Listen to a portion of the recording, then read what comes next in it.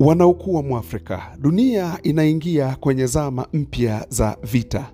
Urusi imeonyesha kombora lake ambalo lina spidi ya ajabu, ambalo hata mifumo ya ulinzi ya kisasa ya NATO haiwezi kamwe kulizuia.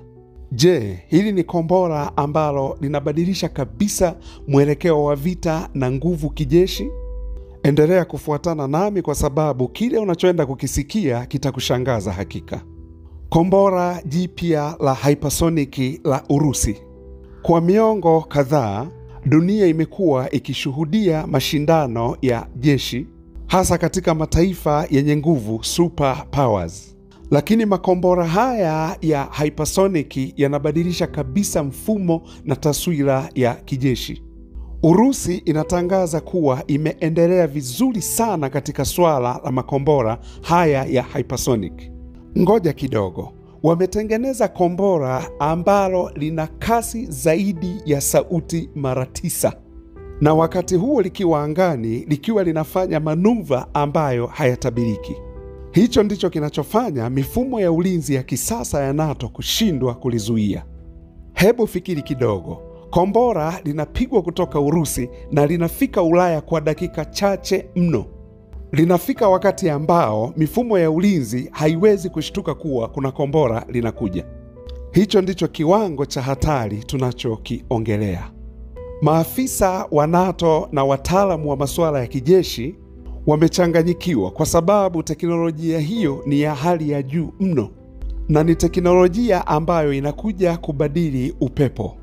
Wakati ambapo NATO wana mifumo ya ulinzi ya kisasa kama vile TACAD na Aegis, mifumo iliyotengenezwa kuzuia makombora ya ICBM, Intercontinental Ballistic Missiles. Lakini sasa inabidi tuangalie kombora hili jipya la hypersonic ambalo linawapa kiwewe NATO. Endelea kufuatilia kwa sababu huu unaweza ukawa ndio mwanzo wa vita baridi.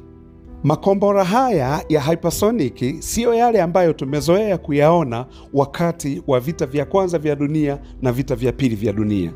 Badala tu ya kuruka angani na mifumo ya ulinzi kuweza kutabiri ni wapi yanakoelekea, makombora haya ya ballistic missiles huwaga yanaruka kwa spidi ya ajabu mno. Lakini hii ndiyo hatari kubwa kwa manuva yanavyofanya. Ina maana kwamba yakiwa yamefiatuliwa yanaweza yakabadili mwelekeo angani, jambo ambalo ni kubwa sana na jambo ambalo ni gumu mno kwa mifumo ya ulinzi kuweza intercept haya makombora. Ubunifu mpya wa makombora haya ya Urusi ambayo wameyapa jina Kinjal, ina maana yameingia katika mfumo mpya wa teknolojia tofauti na makombora yale ya zamani. Ni tofauti kabisa na ICBM, makombora ambayo yakitupwa huwa yanatoa signal kwa rada kuweza kutraki na hivyo kuruhusu mifumo ya ulinzi kuweza kuyazuia. Hypersonic haiwezi kuwa tracked na rada, ni mpaka pale inapokuwa imemaliza shughuli yake ndio rada ione. Mifumo ya ulinzi ya NATO yenyewe inaenda kwa kubashiri. Yaani kwa kujua kuwa hayo makombora yataenda kutua wapi ndipo inaweza kuzuia. Lakini spidi ya haya makombora ya hypersonic haiwezekani kabisa mifumo ya ulinzi kuweza kutabiri. Jaribu kufikiria, kombora linasafiri kilomita 6,000 kwa lisaa. Alafu wakati linasafiri linabadili mwelekeo. Hili limewashtua sana hata wataalamu wa kijeshi upande wa NATO. Hii ndiyo sababu kwa nini makombora haya ya hypersonic kutokea Urusi yamepewa jina la game changers, mbadilisha mchezo. Kama Urusi ameweza kuja na teknolojia hii, maana yake ni kuwa kile ambacho NATO wamekijenga, ulinzi waliojenga kwa miaka na miaka, ilikuwa kazi bure na hivyo kuhatarisha miji ya Ulaya kuwa hatarini zaidi. Urusi wameonyesha rasmi baadhi ya makombora yake ya hypersonic. Kombora la kwanza walilolionyesha la hypersonic lilikuwa linajulikana kama K-47M2 Kinjal. Yaani lilikuwa lina uwezo wa kufika kilomita 2,000 kwa lisaa. Halafu kuna kombora lingine linalojulikana kama Avangard. Lina uwezo wa kugeuka na kubadili mwelekeo likiwa linaingia kwenye anga nyingine. Na kombora lingine linajulikana kama 3M22 Zircon C, kombora ambalo lilitengenezwa maalum kwa ajili ya kulipua meli za kivita pamoja na kambi za kijeshi uko kwenye maji. Hili lina kasi zaidi ya sauti mara 8. Haya makombora sio tu majaribio, hapana, ila Urusi imetangaza kwamba yako tayari na kazi sasa inaanza. Wizara ya Ulinzi ya Urusi iliachilia hata baadhi ya video zikionyesha majaribio ya makombora haya, wakati ambapo baadhi ya wataalamu wakitilia shaka teknolojia hii ya Urusi, lakini Marekani amekiri kuwa Urusi iko mbele sana kwenye teknolojia ya makombora ya hypersonic. Na rais wa Urusi Vladimir Putin ameita silaha hizi ni zisizozuilika, unstoppable. Hilo ni jibu la moja kwa moja kwa mifumo ya ulinzi ya NATO huko Ulaya. Haijalishi mifumo ya ulinzi ya NATO huko Ulaya ni ya kisasa kiasi gani, lakini ukweli ni kwamba makombora haya yanaweza yakapiga kwa spidi ya ajabu na kwa ufanisi wa hali ya juu sana. Na Putin hapa amecheza nao kisaikolojia, NATO waweze kujifikiria kama mifumo yao ya ulinzi inaweza kuzuia haya makombora ama la. Kumbuka, NATO wana mifumo bora ya ulinzi sana duniani. Hii ikihusisha Aegis Ballistic Missile Defense System, the DH-80s Terminal High Altitude Area Defense System na mifumo ya Patriots. Mifumo hii yote ilitengenezwa wakati ambapo ICBM, Intercontinental Ballistic Missiles, ilikuwa ni tishio duniani. Mifumo hii inaweza kufuatilia bomu namna linavyoenda mwenendo wake na hatimaye kuachilia kizuia bomu na kuharibu kombora hilo angani. Lakini kwa makombora ya hypersonic kama vile Avangard na Kinjal ya Urusi, yanaandika sheria mpya. Kimsingi, mifumo ya ulinzi yenyewe ilitengenezwa kufuatilia na kutabiri kuwa kombora linaenda kuangukia wapi, lakini sivyo ilivyo kwa hypersonic, kwa sababu halitoi muda na wapi linaenda kuangukia, na linaweza kufanya manuva likageuza mwelekeo angani. Rada za NATO hata kuna wakati haziwezi kabisa kujua ili kombora limetokea wapi. Ni sekunde chache baada ya madhara kuwa yametokea ndio rada inashtuka. Hili likiwa na maana kuwa haya makombora hayaachi nafasi kwa makamanda kuamua ni nini cha kufanya.